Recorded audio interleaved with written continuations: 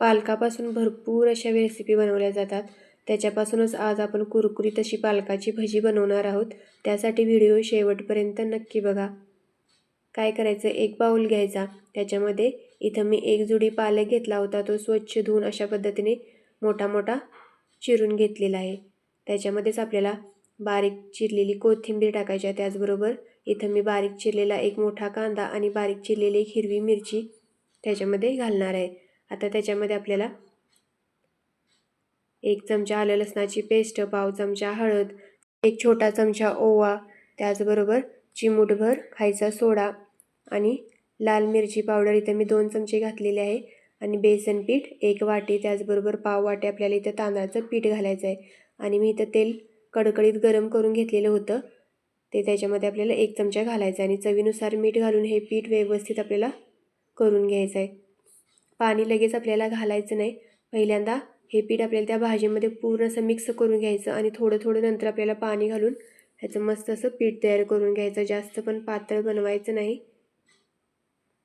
हे बघा, अशा पद्धतीने छान असं ते पीठ करून घ्यायचं. पाणी मी 1 चमचाभरच त्याच्यामध्ये घातलेलं आहे.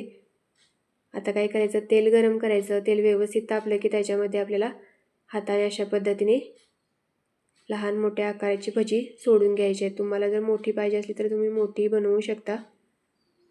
भजी तेलात सोडताना गॅस मोठा करायचा. नंतर आपण भजी तेलात सोडली की काय करायचं, गॅस थोडा मिडियम करायचा. म्हणजे ती आतून पण छान अशी तळली जातात आणि मस्त अशी ती सोनेरी रंगावर आपल्याला ती तळून घ्यायची आहे. जास्त पण काळपट अशी काढायची नाहीत, नाहीतर ती थोडीशी कडवट लागल्यासारखी होतात. आणि ही खूप उशीरपर्यंत अशी कुरकुरीत राहतात.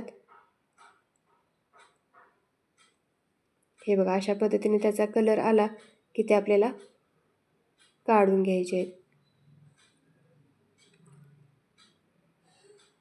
आणि ही भजी जास्त तेल पण ओढून घेत नाहीत आणि छान लागतात ही खायला.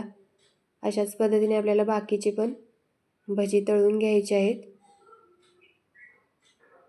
आणि कांदा आणि बारीक चिरलेली मिरची तुम्ही नक्की यामध्ये टाका, त्याने खूप छान चव या भजीला येते.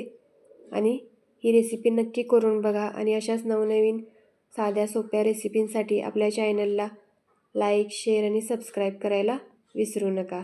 धन्यवाद.